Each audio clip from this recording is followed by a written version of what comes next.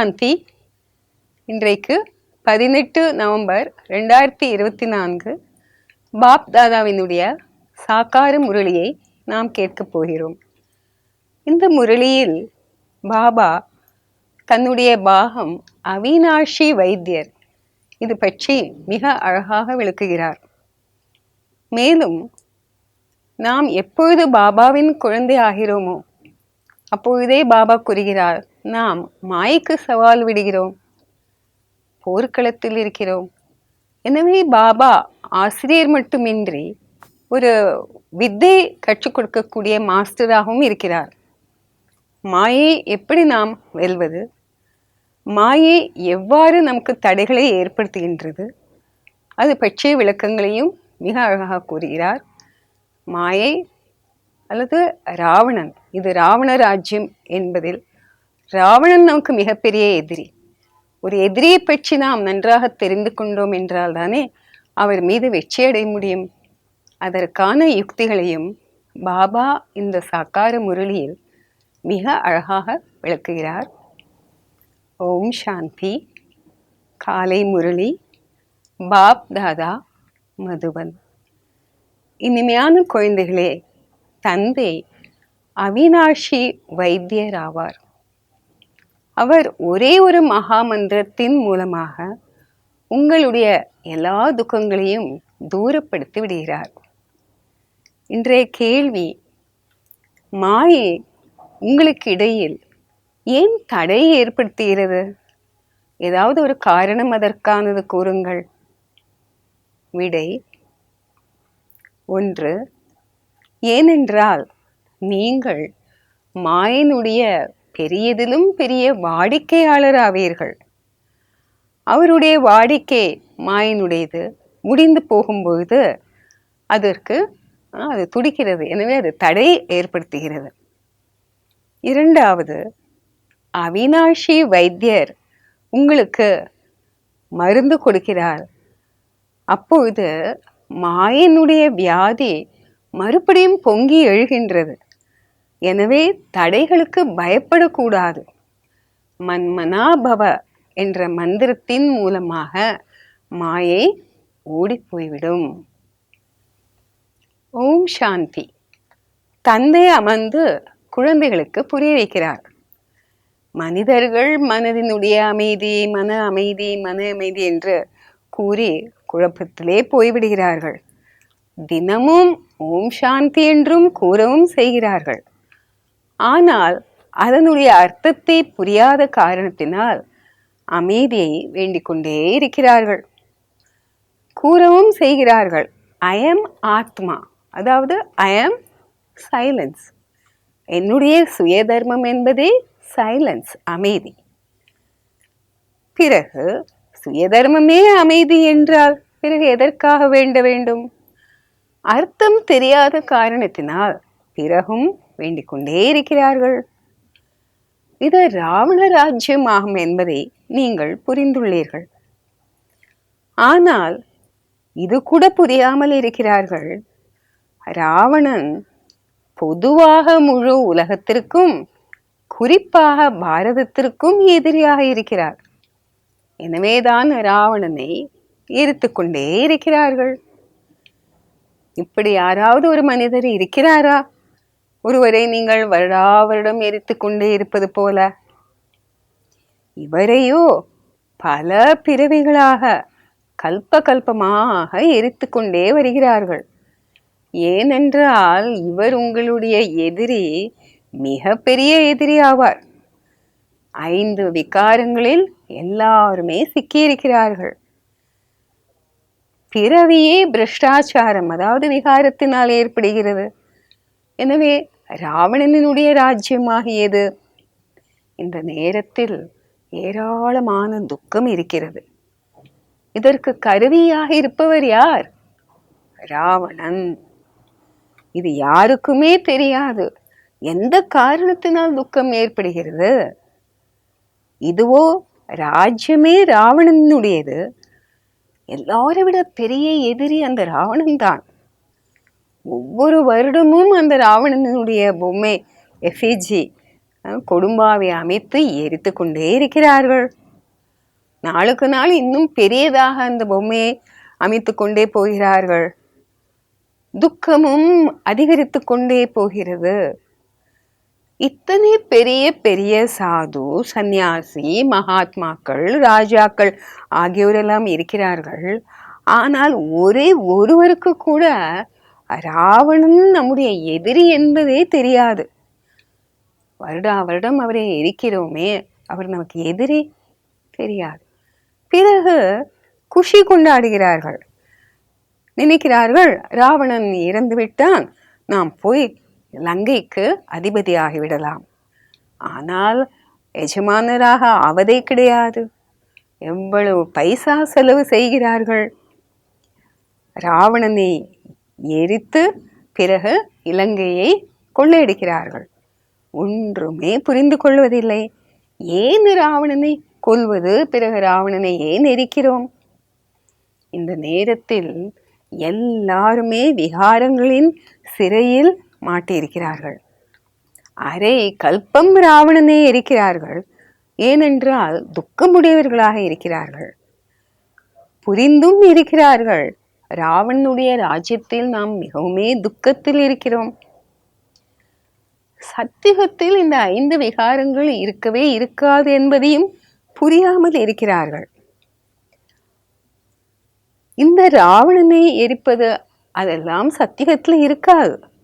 கேட்டு பாருங்கள், எப்போதிலிருந்து இது போல கொண்டாடி கொண்டே வந்து இருக்கிறீர்கள்? கூறுவார்கள், இதுவோ அனாதி, தொன்று தொட்டு வந்து கொண்டே இருக்கிறது என்பார்கள். ரக்ஷாபந்தன் எப்போது இந்த ஆரம்பமாகியது? கூறுவார்கள், அது அனாதி, தொன்று தொட்டு வந்து கொண்டே இருக்கிறது என்று. எனவே இது எல்லாமே புரிந்து கொள்ள வேண்டிய விஷயங்கள் அல்லவா? மனிதர்களுடைய புத்தி என்னவாக ஆகிவிட்டுள்ளது? மிருகமும் இல்லை, மனிதனும் இல்லை, எதற்குமே பயனில்லாதவர்களாக ஆகிவிட்டார்கள். ஸ்வர்க்கத்தை முற்றிலும் தெரியாமல் இருக்கிறார்கள். அவ்வளவுதான், இந்த உலகம் பகவான் அமைத்திருக்கிறார் என்று புரிந்திருக்கிறார்கள். துக்கத்தில் நினைவு, பிறகும் பகவானை தான் நினைவு செய்கிறார்கள். ஹே பகவான், எங்களை துக்கத்திலிருந்து விடுவீங்கள். ஆனால் கலியுகத்தில் யாரும் சுகமாய் இருக்க முடியாது. துக்கத்தையோ அவசியம் அனுபவித்தே ஆக வேண்டும், படி இறங்கியே ஆக வேண்டும். புது உலகத்திலிருந்து பழைய உலகத்தின் கடைசி வரைக்குமான எல்லா ரகசியத்தையும் தந்தை புரிய வைக்கிறார். குழந்தைகளிடம் வருகிறார், கூறுகிறார், எல்லா துக்கங்களுக்கும் மருந்து ஒன்றே ஒன்றுதான். அவினாஷி வைத்தியர் அல்லவா? வைத்தீஸ்வரன் கோயில் கூட இருக்கிறது.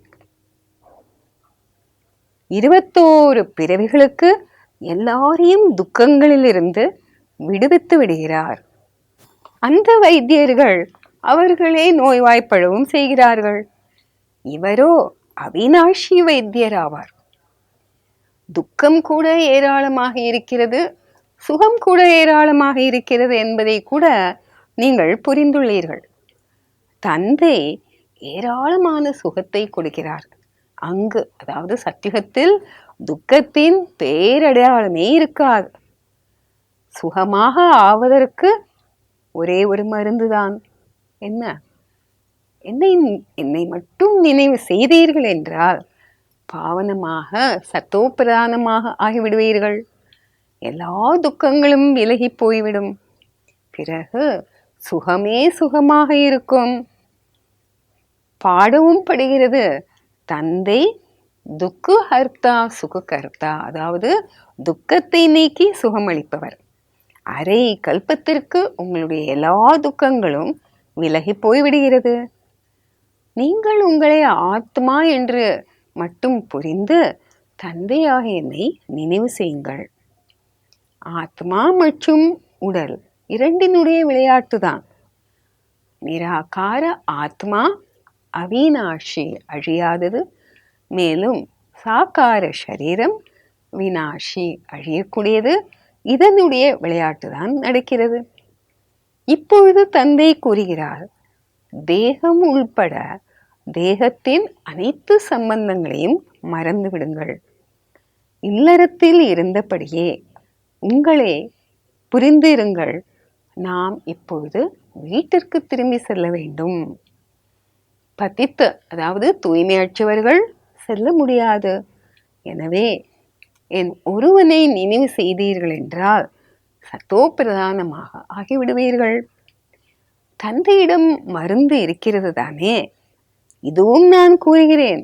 மாயை அவசியம் தடைகளை ஏற்படுத்தும். நீங்கள் ராவணனுடைய வாடிக்கையாளர் ஆவீர்கள் அல்லவா?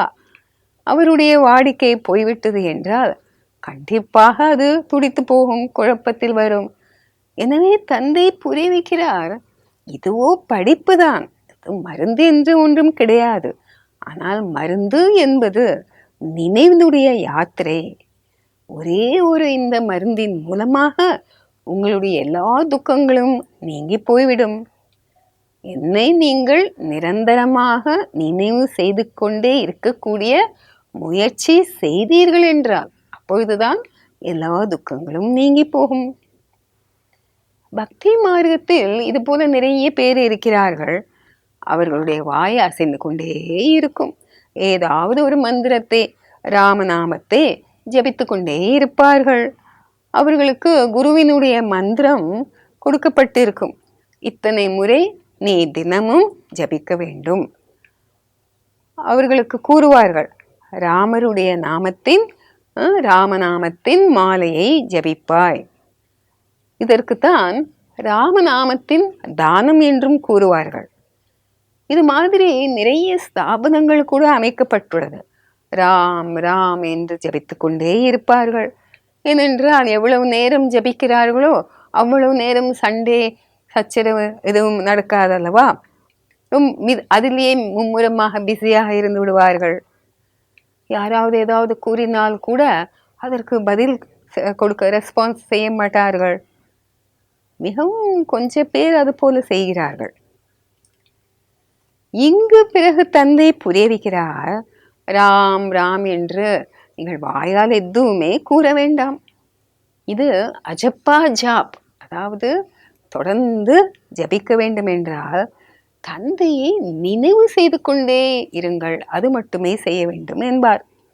தந்தை கூறுகிறார், நான் ஒன்றும் அந்த ராமர் கிடையாது. ராமர் திரேதாவினுடையவராக இருந்தார். அவருக்கு ராஜ்யம் எல்லாம் இருந்தது. அவரை கொண்டு போய் நீங்கள் அவரை ஜபிக்க வேண்டியதில்லை. இப்பொழுது தந்தை புரிய வைக்கிறார், பக்தி மார்க்கத்தில் இதெல்லாமே சிமரணை செய்து பூஜை செய்து கூட நீங்கள் படி கீழேதான் இறங்கிக் கொண்டே வந்துள்ளீர்கள். ஏனென்றால் இது எல்லாமே அன்ரைட்டியஸ், சரியில்லாத முறைகள். ரைட்டியஸ், சத்தியமானவர் ஒரே ஒரு தந்தை ஆவார். அவர் குழந்தைகளாகி உங்களுக்கு அமர்ந்து புரிய வைக்கிறார். இது எப்பேற்பட்ட ஒரு புதிர் விளையாட்டு, புதிர் நிறைந்தது. எந்த தந்தையிடமிருந்து இத்தனை எல்லையில்லாத ஆஸ்தி கிடைக்கிறதோ அவரை நீங்கள் நினைவு செய்தீர்கள் என்றால் முகமே அவர்களுடையது பிரகாசித்து கொண்டிருக்கும். மகிழ்ச்சியில் முகம் மலர்ந்து போய்விடும். முகத்தில் வாயில் ஒரு லேசான புன்னகை வந்துவிடும். தந்தையை நினைவு செய்து கொண்டே இருந்தீர்கள் என்றால் நாங்கள் இது போல, அதாவது லக்ஷ்மி நாராயணர் ஆகிவிடுவோம். அரை கல்பத்திற்கு நம்முடைய எல்லா துக்கங்களும் விலகி போய்விடும். அப்படின்றே பாபா ஏதோ உங்களுக்கு கருணை காட்டி விடுவார் என்று கிடையாது. இல்லை, நீங்கள் இது புரிந்திருக்க வேண்டும். நாம் தந்தையை எந்த அளவுக்கு நினைவு செய்வோமோ அந்த அளவுக்கு சத்தோ பிரதானமாக ஆகிவிடுவோம். இந்த லக்ஷ்மி நாராயணர் உலகத்திற்கு எஜமானராக இருப்பவர்கள் எவ்வளவு மலர்ந்த முகத்தோடு இருக்கிறார்கள். அது போல நாம் ஆக வேண்டும். எல்லையில்லாத தந்தையை நினைவு செய்து நமக்கு உள்ளுக்குள்ளே அந்த குஷி இருக்கும். மீண்டும் நாம் உலகத்திற்கே எஜமானராக போகிறோம். இந்த ஆத்மாவினுடைய அப்பேற்பட்ட குஷியினுடைய சம்ஸ்காரம்தான் பிறகு நம் கூட வரப்போகிறது. பிறகு கொஞ்சம் கொஞ்சமாக குறைந்து கொண்டே போகும். இந்த நேரத்தில் மாயை உங்களை மிகவுமே குழப்பத்தில் ஆழ்த்தும். மாயை முயற்சி செய்யும் உங்களுடைய நினைவை மறக்க வைப்பதற்கு. எப்பொழுதுமே இதே போல மலர்ந்த முகமாக நீங்கள் இருக்க முடியாமல் இருப்பீர்கள். கண்டிப்பாக ஏதோ ஒரு நேரத்தில் மூச்சு திணறியும் போய்விடுவீர்கள். மனிதர்கள் நோய்வாய்ப்படும்போது அவர்களுக்கு கூறவும் செய்வார்கள், ஸ்ரீபாபாவை நினைவு செய்யுங்கள். ஆனால் ஸ்ரீபாபா யாரு? யாருக்குமே இது தெரியாது. என்னவென்று புரிந்து நினைவு செய்வது, ஏன்னு நினைவு செய்வது, ஒன்றுமே தெரியாது. குழந்தைகளாகி நீங்களோ அறிந்துள்ளீர்கள், தந்தையை நினைவு செய்வதனால் நாம் தமோ பிரதான நிலையிலிருந்து சத்தோ பிரதானமாக ஆகிவிடுவோம். தேவி தேவதைகள் சத்தோ பிரதானமாக இருக்கிறார்கள் அல்லவா? அவர்களுக்கு அந்த உலகத்திற்கே கூறப்படுவது டெய்டி வேர்ல்ட், தேவதைகளின் உலகம். மனிதர்களின் உலகம் என்று கூறப்படுவதில்லை. மனிதன் என்ற பெயரே அங்கு இருக்காது. இந்த தேவதா, குறிப்பிட்ட இவர் தேவதை, அது இருப்பதே டெய்டி வேர்ல்ட், தேவதைகளினுடைய உலகம். இது டெவில் வேர்ல்ட், ஹியூமன் வேர்ல்ட் என்று கூறுவார்கள், மனிதர்களுடைய உலகம். இது எல்லாமே புரிந்து கொள்ள வேண்டிய விஷயம். தந்தை தான் புரிய வைக்கிறார். தந்தைக்கு தான் ஞானக்கடல் என்று கூறப்படுகிறது. தந்தை அநேக விதமான விளக்க உரையை கொடுத்து கொண்டே இருக்கிறார். பிறகும் கடைசியில் மகாமந்திரத்தை கொடுக்கிறார். தந்தையை நினைவு செய்தீர்கள் என்றால் நீங்கள் சத்தோ பிரதானமாக ஆகிவிடுவீர்கள். மேலும் உங்களுடைய எல்லா துக்கங்களும் விலகி போய்விடும். முந்தைய கல்பத்திலும் நீங்கள் தான் தேவி தேவதைகளாக ஆகியிருந்தீர்கள். உங்களுடைய தோற்றம், உங்களுடைய குணங்கள் தேவதைகள் போல இருந்தது. அங்கு யாருமே தப்பும் தவறுமாக பேசவே மாட்டார்கள். அந்த மாதிரி எந்த ஒரு காரியமும் நடக்காது. அது இருப்பதே டெய்டி வேர்ல்டு, தேவதைகளின் உலகம். இது ஹியூமன் வேர்ல்டு, மனிதர்களுடைய உலகம். வித்தியாசம் இருக்கிறது அல்லவா? இது தந்தை தான் அமர்ந்து புரிய வைக்கிறார். மனிதர்களோ டெய்டி வேர்ல்டு, அந்த தேவதைகளின் உலகம் இருந்து லட்சக்கணக்கான வருடங்கள் ஆகிவிட்டது என்று நினைக்கிறார்கள். இங்கு யாரையுமே நாம் தேவதை என்று கூற முடியாது. தேவதைகளோ தூய்மையானவர்களாக இருந்தார்கள். மகான் ஆத்மா என்று தேவி தேவதைகளுக்கு தான் கூறப்படுகிறது. மனிதர்களுக்கு ஒருபோதும் கூற முடியாது. இது ராவணனுடைய உலகம். ராவணன் மிக பெரிய எதிரி.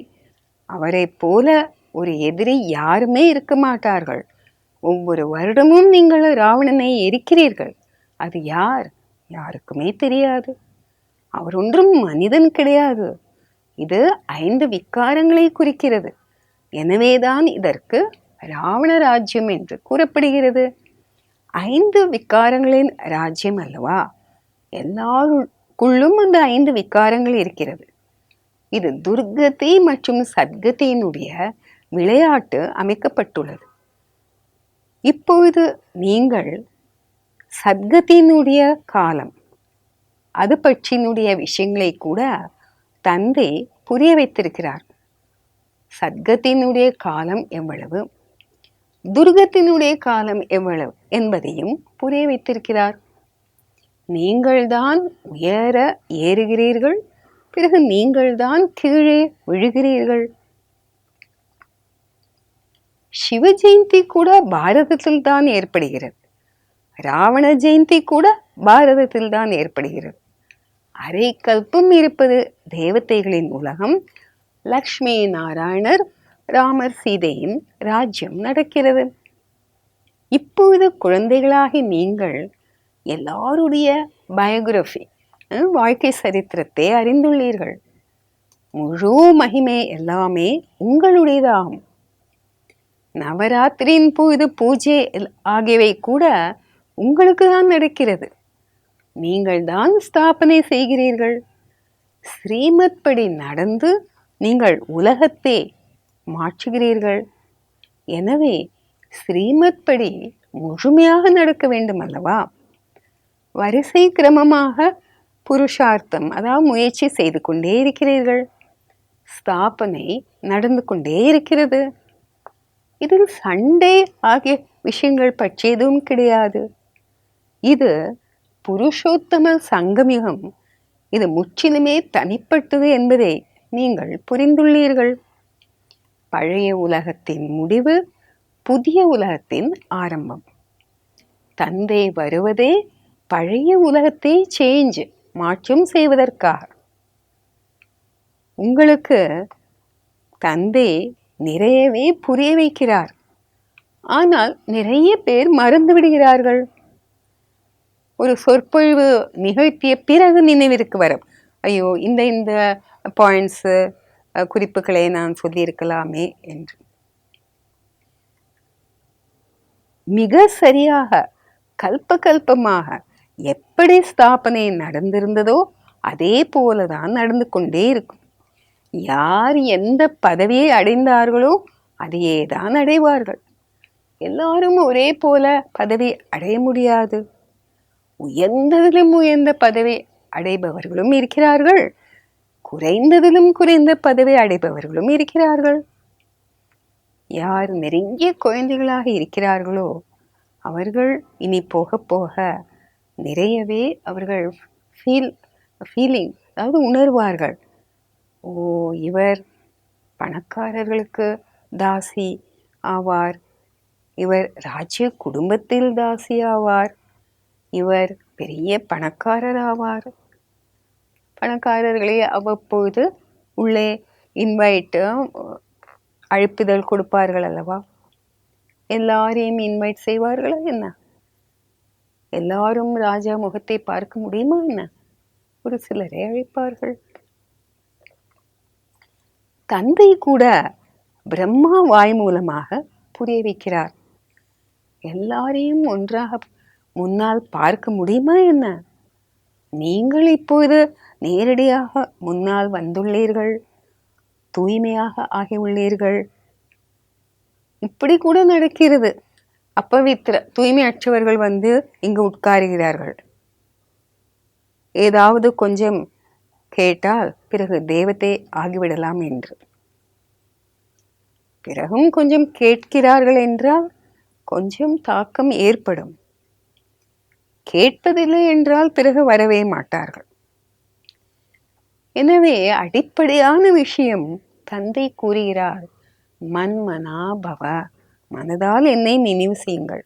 இந்த ஒரே ஒரு மந்திரத்தின் மூலமாக உங்களுடைய எல்லா துக்கங்களும் விலகி போய்விடுகிறது. மன்மனா பவ, இது தந்தை கூறுகிறார். பிறகு டீச்சர், ஆசிரியராக என்ன கூறுகிறார்? மத்யாஜி பவ. மத்திய என்றால் நடுவில் இருக்கக்கூடிய விஷ்ணு, லக்ஷ்மி நாராயண் போல ஆவீர்களாக. இவர் தந்தையுமாக இருக்கிறார், ஆசிரியமாக இருக்கிறார், குருவாகவும் இருக்கிறார். மூவருமே நினைவில் இருந்தார்கள் என்றால் மிகவுமே மலர்ந்த முகத்தினுடைய நிலை இருக்கும். தந்தை பாடம் சொல்லிக் கொடுக்கிறார், பிறகு தந்தையே தான் நம்மை கூட அழைத்து செல்கிறார். அப்பேற்பட்ட தந்தையை எவ்வளவு நினைவு செய்ய வேண்டும். பக்தி மார்க்கத்திலும் தந்தையை யாருமே தெரியாமல் இருக்கிறார்கள், தெரியவே தெரியாது. இது மட்டும் தெரியும், பகவான் இருக்கிறார், நாங்கள் அனைவரும் பிரதர்ஸ், சகோதரர்கள் என்பார்கள். தந்தையிடமிருந்து என்ன கிடைக்கப் போகிறது? ஒன்றுமே இது தெரியாது. நீங்கள் இப்போது புரிந்துள்ளீர்கள், ஒரே ஒருவர் தந்தையாக இருக்கிறார், நாம் அனைவரும் அவருடைய குழந்தைகள், பிரதர்ஸ், சகோதரர்கள். இது எல்லையில்லாத விஷயம் ஆகும் அல்லவா? எல்லா குழந்தைகளுக்கும் தந்தையே டீச்சர், ஆசிரியராகி படிப்பு சொல்லிக் கொடுக்கிறார். பிறகு எல்லாருடைய கணக்கு வழக்குகளையும் தீர்க்குமாறு செய்துவிட்டு திரும்ப அழைத்து செல்வார். இந்த சீச்சி உலகத்திலிருந்து திரும்பி செல்ல வேண்டியிருக்கிறது. புது உலகத்தில் வருவதற்காக உங்களை தகுதியுடையவர்களாக ஆக்குகிறார்.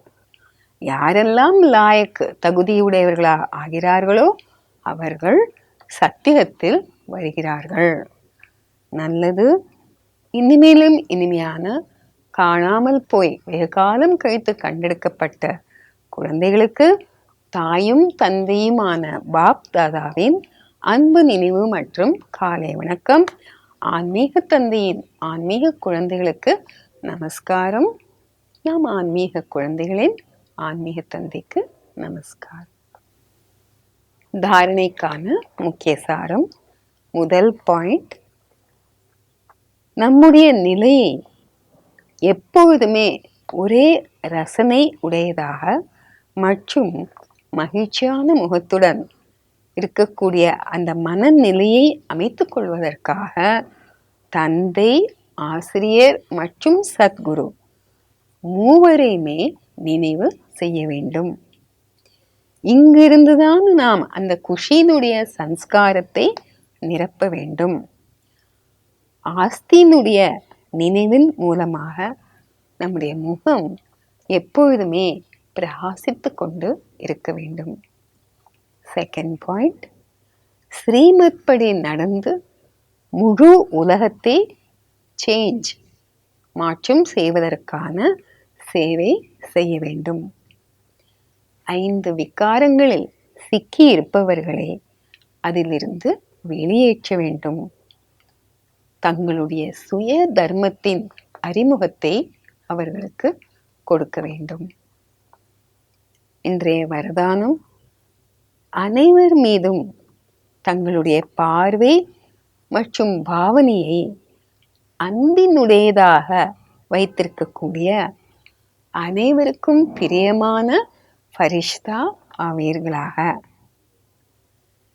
கனவில் கூட யாராவது ஒருவரிடம் ஃபரிஷ்தா ஏஞ்சல் வருகிறார் என்றால் எவ்வளவு குஷி அடைகிறார்கள். ஃபரிஷ்தா என்றாலே அனைவருக்கும் பிரியமானவர்கள். எல்லைக்குட்பட்ட பிரியமானவர் அல்ல, எல்லையில்லாத பிரியமானவர். யார் அன்பு செய்கிறார்களோ அவர்களுக்கு மட்டும் பிரியமானவர், அப்படி கிடையாது. ஆனால் எல்லாருக்குமே பிரியமானவர்கள்.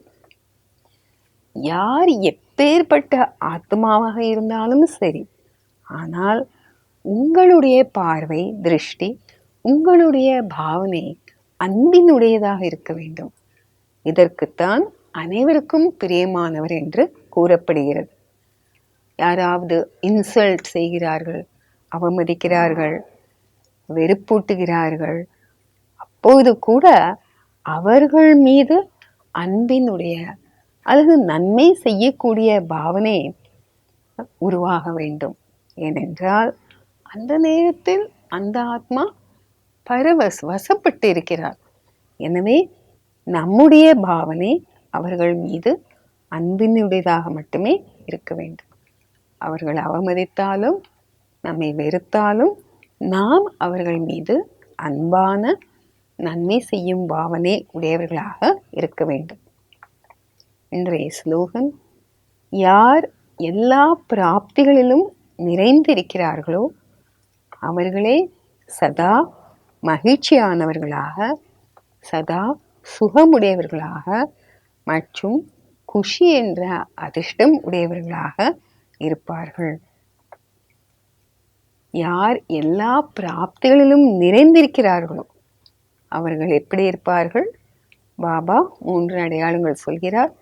சதா மலர்ந்த முகமாக மகிழ்ச்சியோடும் இருப்பார்கள், சதா சுகமுடையவர்களாகவும் இருப்பார்கள் மற்றும் குஷி மகிழ்ச்சியில் நிறைந்தவர்களாகவும் இருப்பார்கள்.